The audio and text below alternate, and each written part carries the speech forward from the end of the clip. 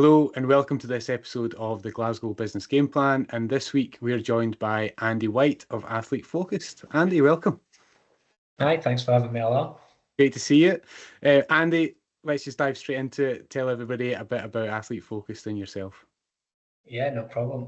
So Athlete Focus, we're a human performance company, I guess we would call ourselves. So we work across various different areas. So whether that's sports teams, universities, clubs, or even nowadays we're starting to work more with businesses about improving performance. And we do that through various different ways. So that might be through more fitness, so like strength and conditioning, sports science, as we might call it.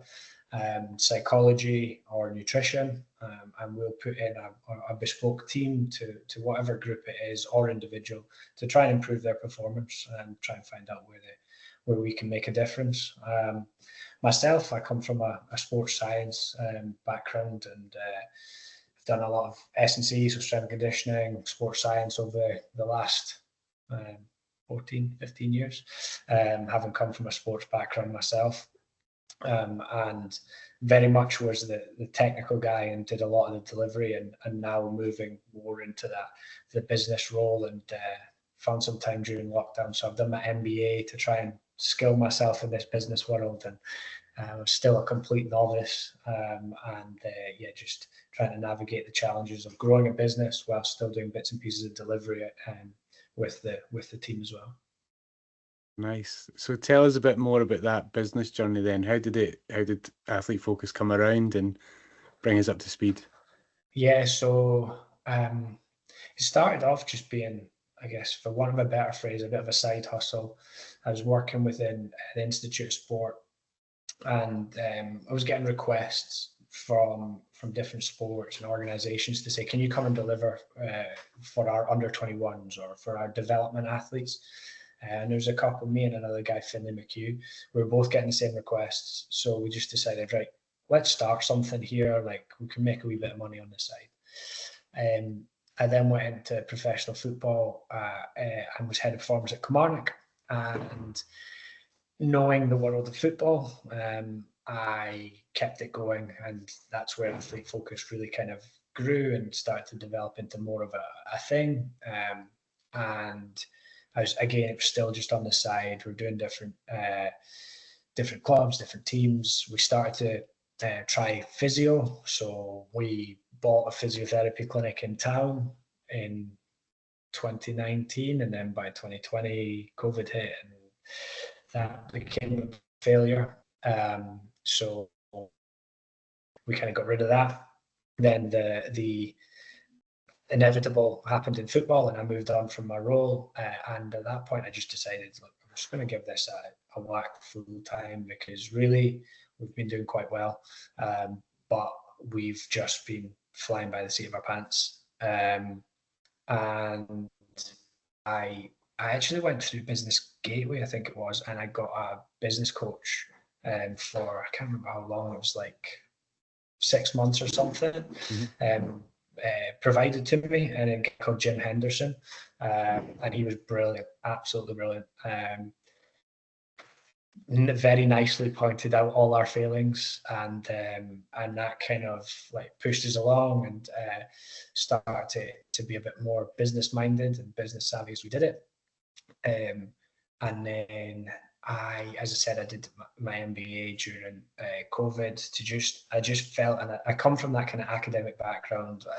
I did a PhD, and I've always valued that side of things. So it came about randomly, and I just grabbed it by two hands, and did it online with a very interesting cohort of people that were I had people like Jurgen Klinsmann, wow. Karen Carney, Petr Cech, we're all on this MBA, which was mad.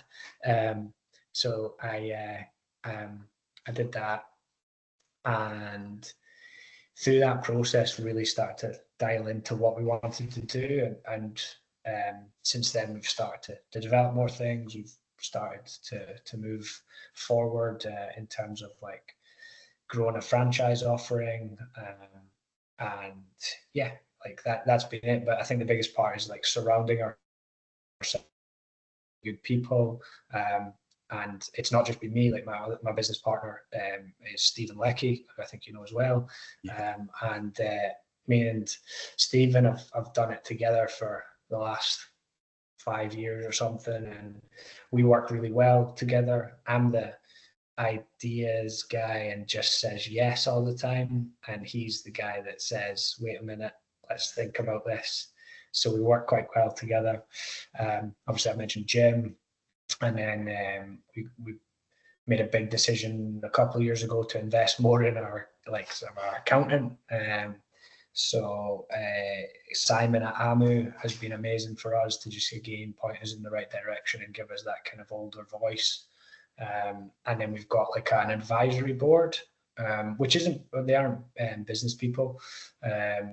They come from mainly sport, but again, older people or people that have just been there and done it, that we can then work with from various different backgrounds. So we've got Martin Lanfear, who's like head of medicine and performance at Scottish Ballet, Dr. Emma Lunan, who's a sports medical consultant, works across various different sports, Dr. Laura Forrest, who's a lecturer at UWS, and then we've got Kim Little, who's a Scottish football legend and a current Arsenal captain.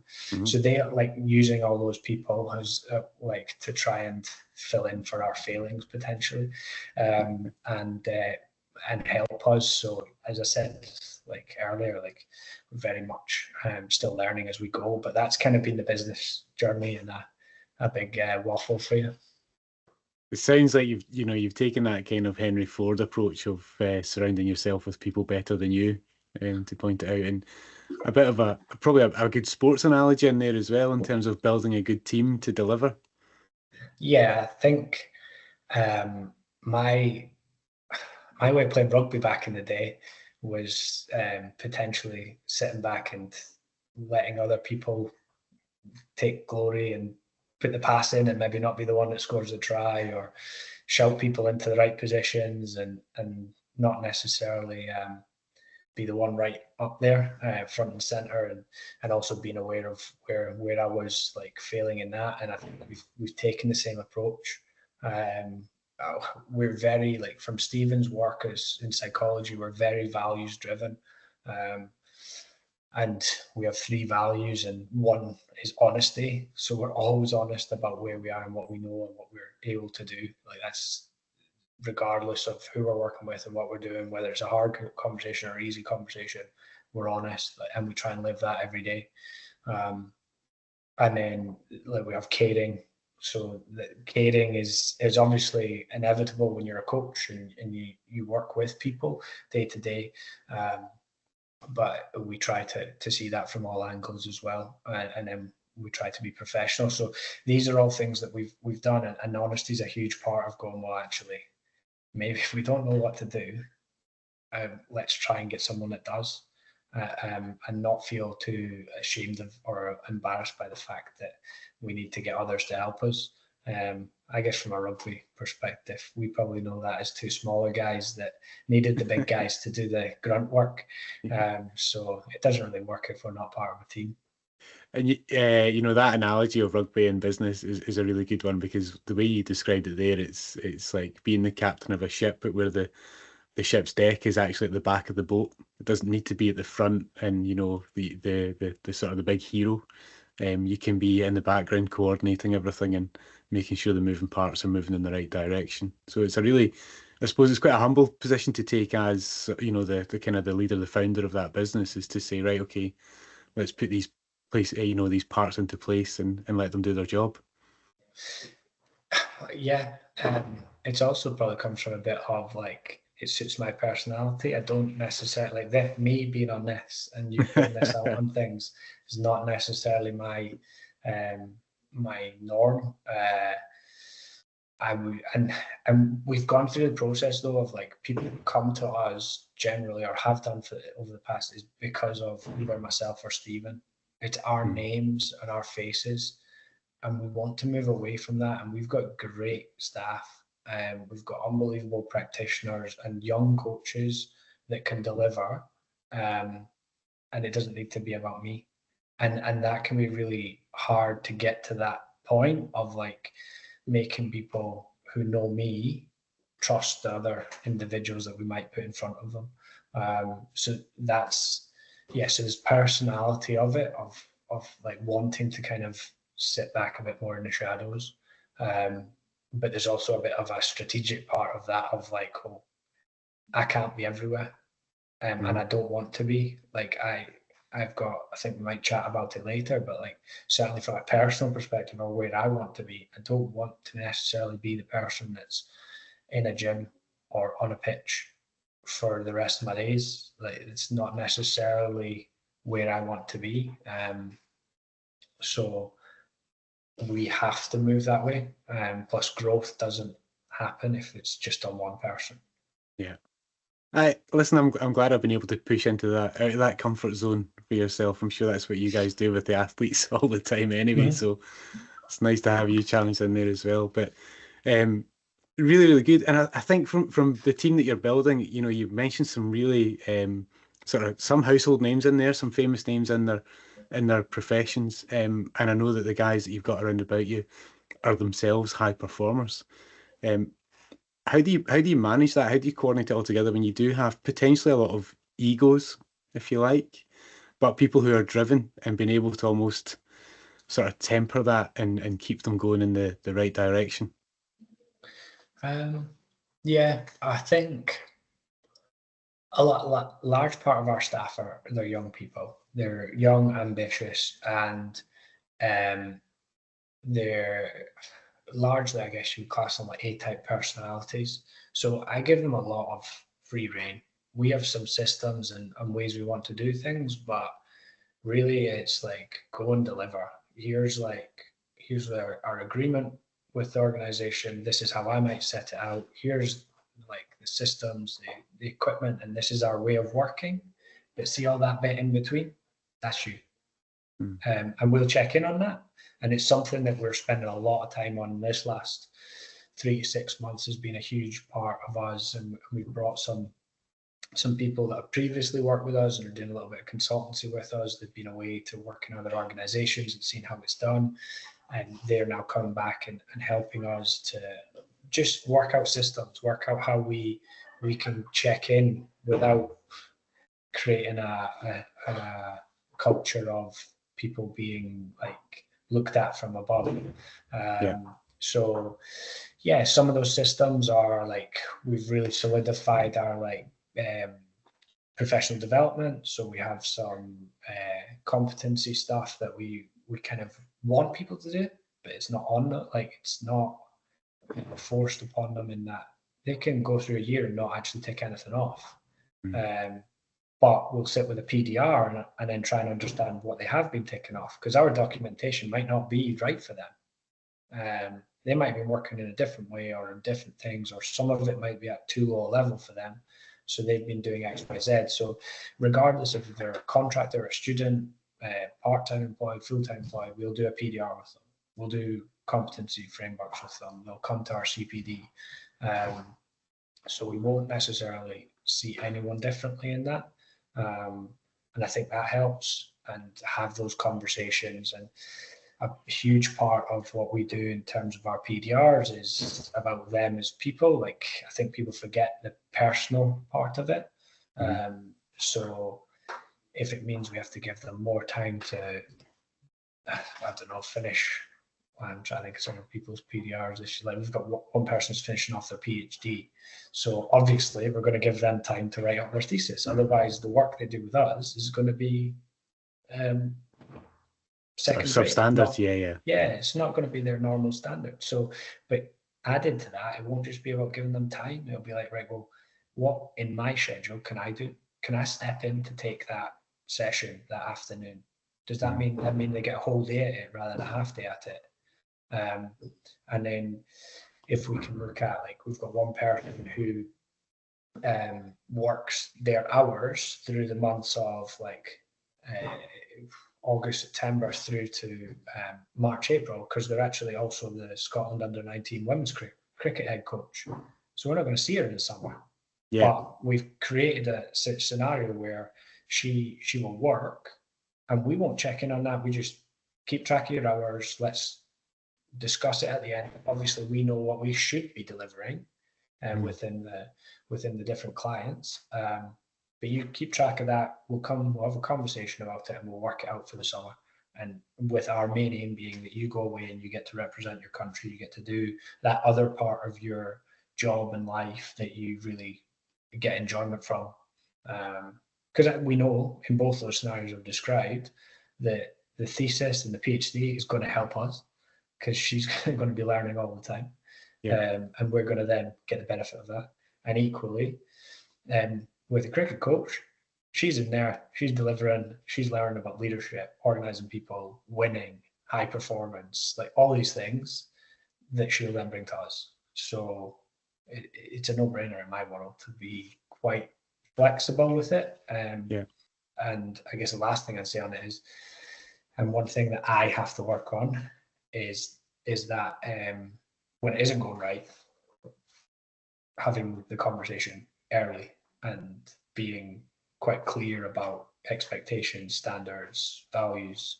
And that's something that I think myself and Lecky both struggle with, and we need to be better at that. If it's deviating away from what our expectations are, like how we then rein that back in. But that's a learning process, I suppose. Definitely, and you've described really close to a process that we use with our clients, and that's the sort of the 7 keys to building a high performing team, and it's having a clear vision, it's having really strong leadership, defined roles and responsibilities within that team, key measures, your KPIs, these kind of the outcome driven measures, giving them the framework to go and perform. So almost like the lines on the pitch is within the frame of the pitch, do whatever it takes to win, but this is the boundaries that you play within, which is really good. But then a bit which I really love that a lot of people miss out on is actually that continual development with people, having that feedback built into the schedule as well, because sometimes that's sometimes the bit that's missed. And how do we actually yeah, like I saw it in previous roles and probably why I ended up being my own boss, so to speak, is that I didn't like that, and I didn't like as well that there wasn't enough time spent on, well, realistically, this isn't my only job ever. In the world we live in, it doesn't work like that. So how are we building that person for life? And we try and celebrate things when people go away to like new jobs. So one of our staff, she did her master's with us, Maria's leaving, and she's just got a job. She actually took a job with us after her master's to go part-time, and then very soon after, got a job full-time with GB Gymnastics. And I think there's probably 2 ways people might look at that. And we were very much celebrate that. That is amazing. She's went through our system. She's ended up at GB Gymnastics. That's job done. Brilliant. And we'll try to do that. We'll try and have conversations about the future, try and understand, where's your gap? How do we get you to that dream job? And equally, how can we do it within our system? So we've got another guy, 2 guys, Johnny Murray and Curtis Ashcroft, who came in. Oh, we've had a power cut. Right, let me move. Here we go. One of these daft offices where the lights turn off.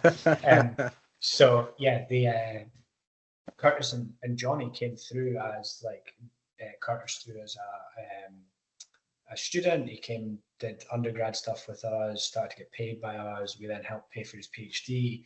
And then when he was not sure what to do and he was moving back to Northern Ireland, we were like, well, when you stay in our system, we'll support you. Have a franchise. He starts the Northern Ireland franchise.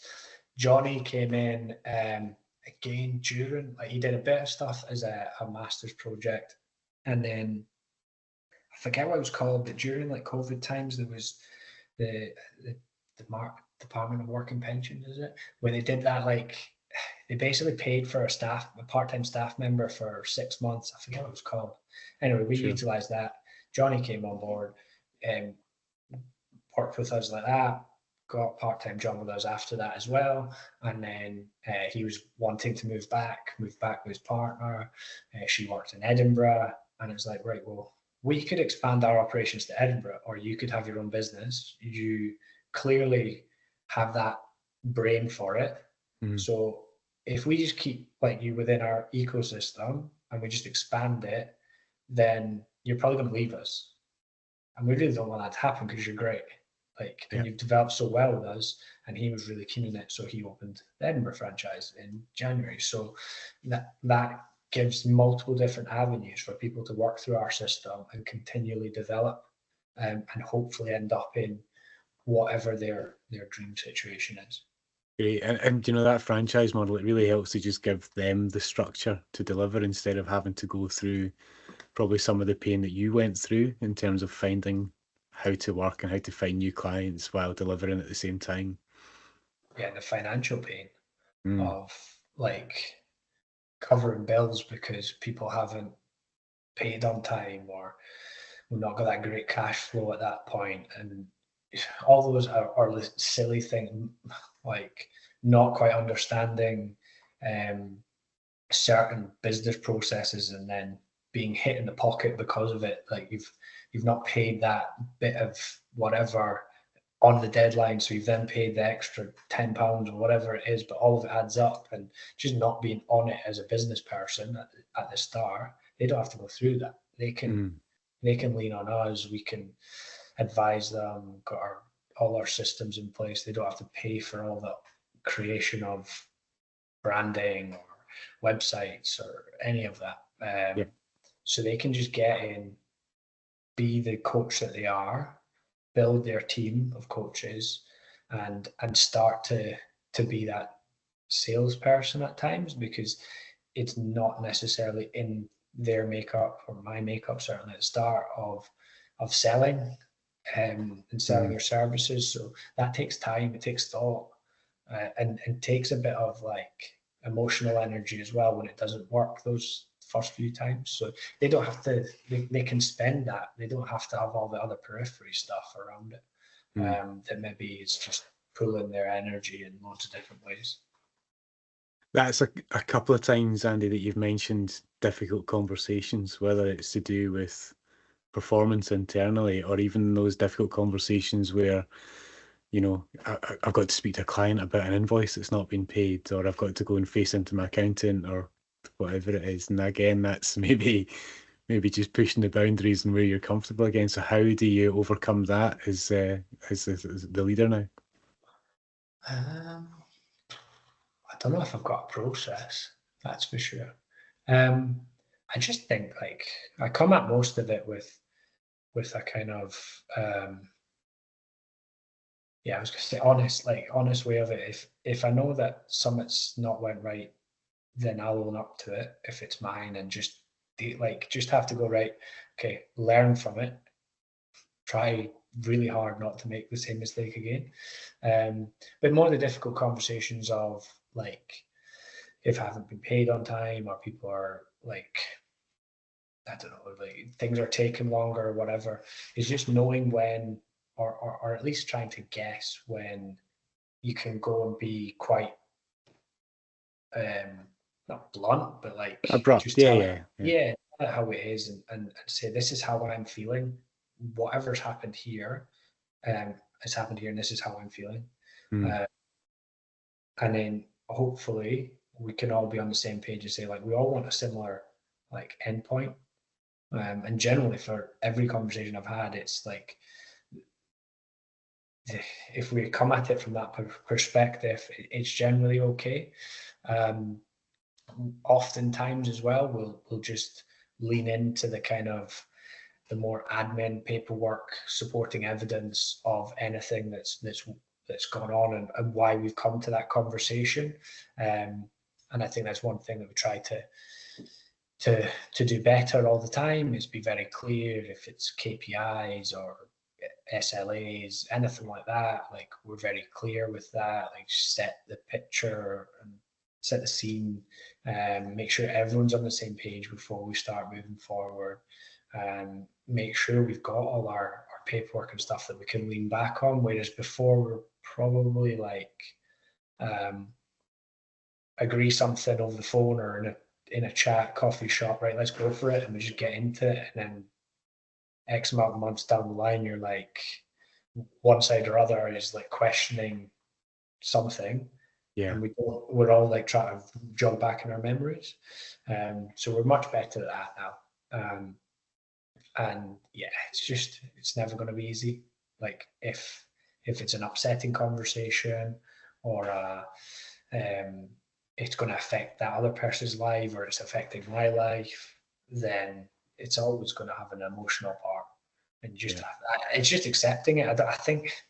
I don't believe you can leave it.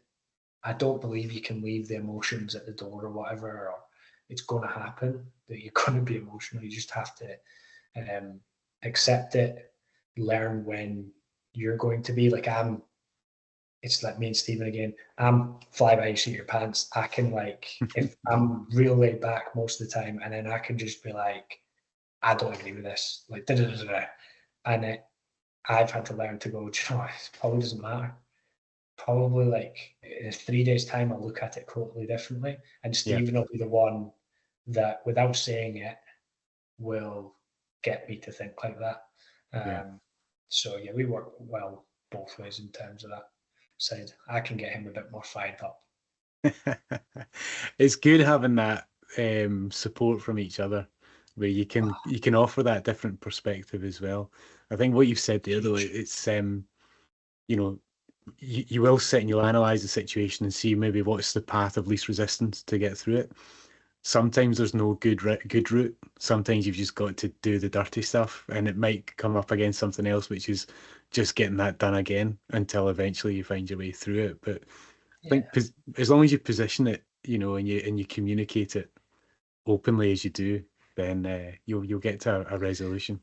It's sport. Like, that's what happens in sport all the time. And generally, you'll have clashes within many different things. Whether it's an injured athlete and we're trying to get them back, and the manager wants them back, but the physio is kind of unsure, and we're like, why don't you do this? And the players pushing. Everyone wants the same thing. We're just Mm. coming at it from different angles. So it's just finding that negotiation and that point in the middle. And just going back on that in terms of like what you said there about Stephen, and having the two people. Um, I don't know how people do it completely on their own, because I had 2 weeks there where he was on annual leave, and it wasn't about bad things. I had two things I really wanted to celebrate, like new contracts that we got, Yeah, and it felt really like, not deflated because they were still great, but yeah, I yeah, didn't want to bother him on annual leave, and I'm like, oh, I just want to phone him and just be like, by the way, we've got this. So like I find that like hugely important, that the both of us, like, he doesn't do it full time. It's very much still a side gig for him, but yeah. that's huge. It's not just the negative times that having a business partner helps with. It's all this celebration as well. Yeah, and that celebration holds you accountable as well. A bit, yeah, I'll share it on here. So at any time that we onboard a new client into our business, I take the kids out for Five Guys. So now I've got this pressure every Friday where it's like, Dad, is it Five Guys? And it's like, not this week, guys. Sorry, Oh, you yeah, know. But okay. but yeah, so then it kind of pushes you on to say, right, well, let's have those moments and have somebody that we can push back on. And yeah, as you say, it just gives you that accountability, but that reason to You've created celebrate. your team. You've got your team, your celebration team. Someone else asked, there's some other story I'd heard about. I totally can't remember the story, but it was a similar ethos. And they created their own, like, competition, Yeah, and their own celebration of that competition. And it just created that little bit more motivation, and we all need it, don't we, when it can be like a tough week, or you've had a few things not go your way, or you're dealing with things you don't like, but if you've got that little added motivation, the then it helps. maybe Stephen's a better one to answer this, but motivation's always there. It's just what's pulling on that motivation. So is the motivation strong enough to do the thing, or is the motivation strong enough to not do the thing? Yeah, It's always there. It's just being able to channel it and push it in the right way, yeah, which is yeah. It's what does he say? So he says, like, the example's always running because it's usually with athletes or yeah, whatever, but like, you can say, like, I'm too tired to run, but you can add one word into that. I think I'm too tired to run. And the whole like sentence is totally changed Mm-hmm. because you've then framed it in a way of, well, I've still got a decision to make here. Whereas if you say I'm too tired to run, it's like you've made that decision. Whereas you add think in there and then you're like, right. Well, actually, am I? Let's assess Yeah. myself, my mind, my body, my feeling, whatever it is, to then go forward. So it's exactly the same every day when you're waking up here, make a business call or whatever. Yeah. It's just I always take that away from some of his work that I've sat in on. Is just that little think, because I'm very good at saying I'm too tired to get up and do that run at 5:45 or whatever it is to try and squeeze it in my day. So yeah. But likewise, I'm pretty sure you'll work with your athletes to say, you know, I can't lift that weight, and the answer is you can't lift it yet. You know, Yeah. it's again, it's that Or mindset. sometimes I just slide little 1.25s on when they're not looking. Just That's give them a worked a little bit couple of more. times. Nice, nice. Yeah, yeah. Just change it without them knowing. Very cool. So we're on the tail end of the Olympics, and obviously that's quite pertinent to your industry. What impact does these major events have to you and the guys athletes focused? Um, Interesting one. Good question. I think a lot of our athletes are not necessarily involved in that Olympic cycle. Mhm. Um, and they're probably aspiring to it. So it might give us that kind of like uh, point of reference Yeah, to talk about and to to point them towards.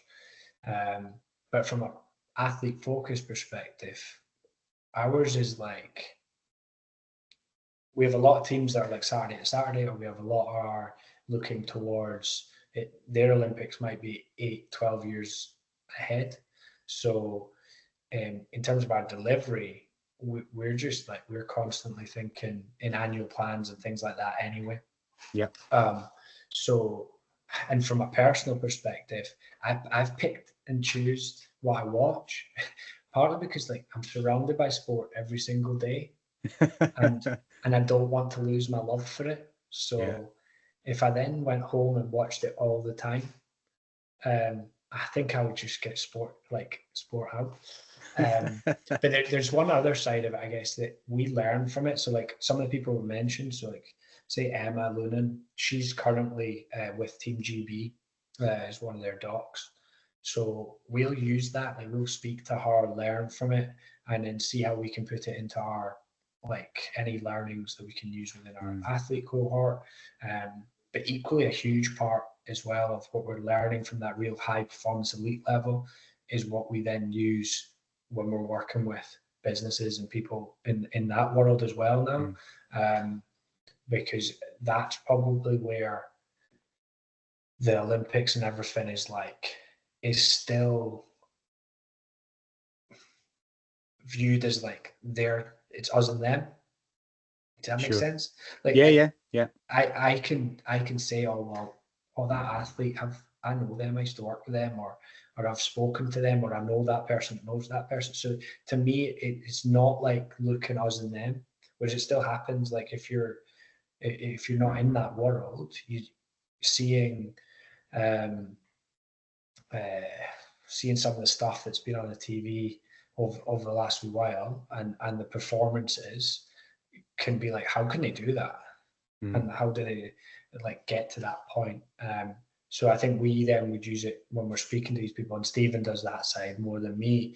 But when he's working people that work in the financial sector in these large corporate organizations, he's then saying, well, actually, they're no different to you, like in the way that they just view their sport as a job as well. And they mm. have these processes, and maybe you don't have those. So if we can put those processes in, then it'll improve your performance.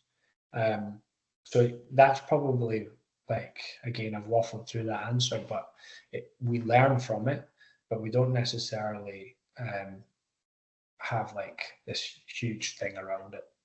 I think that's a really good comparison because you say for an athlete to reach that pinnacle, that big event, they go through preparation, and there's processes and systems to their preparation. And it's maybe something that lacks sometimes on the business side as people come into a role, whether it's, a finance role, a sales role, or a human resources role. And while they might have all the tools there, do they actually, how much time do they spend preparation for the sales pitch? How many times do they train it and practice it so that when it comes to time that they're able to perform at their best?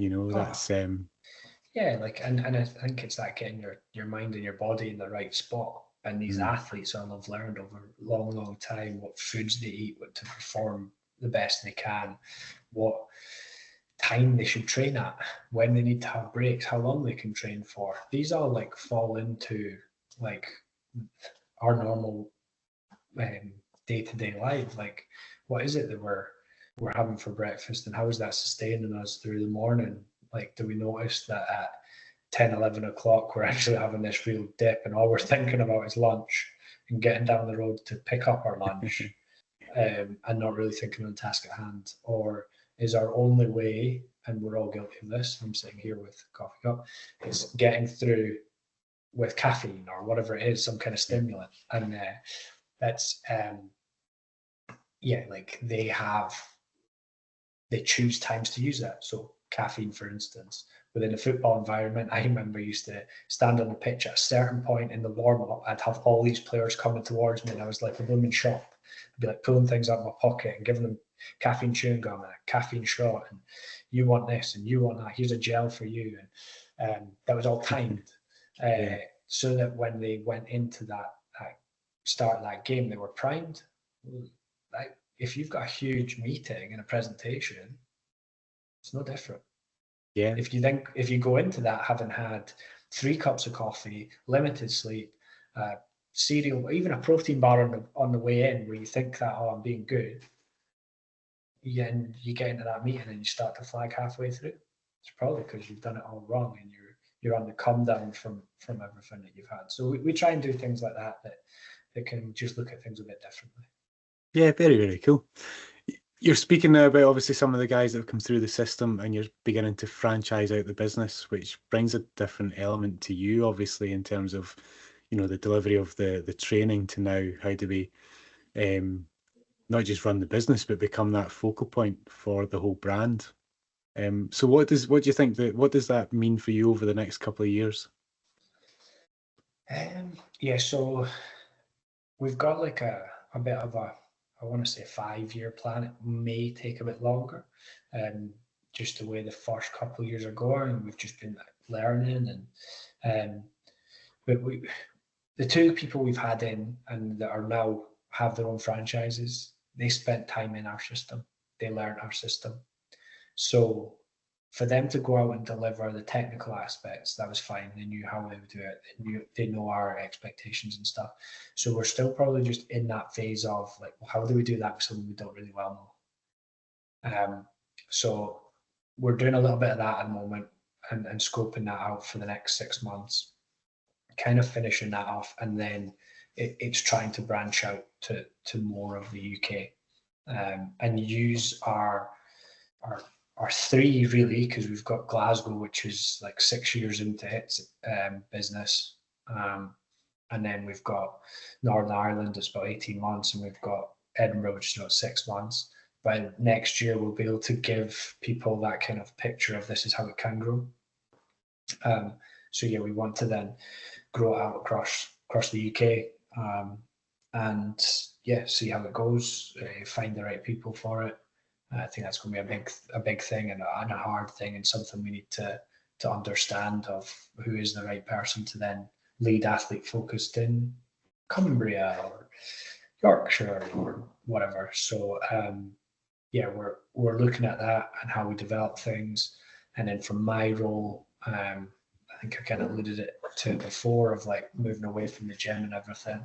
Mhm. I'm inevitably I'm going to have to do that, because to then provide all those business owners with um, the skills and expertise, like, will be part of my role, but more so just giving them my time, um, and actually like bouncing things off them, like I don't think we can put everything into a systems manual. Like, I don't think you can say, oh, well, actually, see, about 4 years ago, we had a client like that, and those conversations sound the same. Da, da, da, da, da. So I think that's where I'll end up doing is overseeing all of that. We've got rough plans for how we then build out our full-time staff within the kind of main franchise to support everyone in those kind of positions. But myself and Stephen are quite risk averse. Mm. So we've not taken on any funding, not put ourselves in any debt or anything the whole way along this journey. And we're not, to do what we want to do, we're not sure how we get there without it being a real slow process. But we're still very risk averse in terms of like, well, yeah, how do we bring in that financial firepower to then to grow it? Is it just by doing what we're doing at the moment and just continually just trying to slug it out and build our businesses, which may well be in the way we do it. Don't really know. We'll see how we go with that, and that's a constant conversation for us all. And we use Glasgow as our like research and development. So we're continually trying to add systems. So last year we tried a peak performance camp for youth athletes in the summer. Went really well. So now Edinburgh ran one this year, and we ran another one in Glasgow, a bigger one.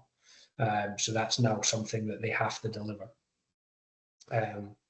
We started last night a female athlete rehab group. So that will be in Glasgow, where they'll do exactly what it says on the tin. And if that goes well, then we'll go to Edinburgh with it, to Northern Ireland with it. So we'll gradually build that offering, which means when we go to another place, then they've got many more services that they can sell. So yeah, we're learning. We're not going to just like go exponentially up, I don't think. But yeah, we'll see how it goes. It's a really good approach you're taking in terms of, sort of that test and measure before you multiply it out, and having a clear goal in terms of what you're trying to, what it's trying to deliver, and then finding a way to do it. Just helps you to, as you said, it reduces the amount of risk on yourself and obviously the other franchisees within the group as well. Yeah, and I think it comes like going back to sport, but we set goals every year, and we're quite like, we have our outcomes, we have our performance, we have our process goals. We kind of sit and work through that, and always part of that is how do we, like, this year it's on me. I have to start this female athlete rehab group. We had to run a peak performance, and I very much say the word had, like it has to happen. We've put it down. It's on paper, written down. We've agreed it. We do it. And then if it doesn't work, it doesn't work. But at least we've went through that process and agreed it and set some goals along the way to get us there. But yeah, we use that. Like, that comes from Stephen as well. Of like, we want to be quite goal orientated in terms of how we do things. It probably helps you on the week to week as well, of like, right, I really can't bother with that. I'll do something easier. Oh, actually, if I do that, then it feeds into the overall goal. Right, I'm gonna have to suck it up, and I'm just gonna have to make that phone call. My wife would tell me I hate making phone calls. I don't want to book the taxi. I don't want to book the dinner. So yeah, I'm the same when it comes to work stuff. I don't necessarily want the phone call. Yeah, but you've got to perform to your strengths. Find out what you're good at. Find out what you enjoy, and I'd much rather just do it in person. I actually prefer a video call than a phone call, because then I can see and I can react off people's faces. Yeah. And that's I like to do things. Exactly. Yeah, just find where you're strong, and if you're not strong at it, then get somebody else to do it for you. That's a nice. Yeah, there is no one else. Excellent. So, I don't know if we've really touched on it, but who are some of you've mentioned some of the names involved in Athlete Focus, but who would be a client for you? I know you've mentioned obviously on the sports side, on the education side, and business as well. Yeah, so So I can, yeah, we like from a business perspective, we've worked with Virgin Money for the last 3-4 years. Brilliant. So that's the kind of client on that side. We did a little bit for Three Mobile at one stage. So that kind of business is there. From a school's perspective, we currently work with, and we will be working with this year, like High School Glasgow, St Aloysius, Merchiston, so your kind of private schools. Although we have worked in state schools as well. From a club perspective, we have Glasgow City Women's Football Team. We've worked with them for the last 5 years and basically created their system from nothing to having all their performance teams their first team.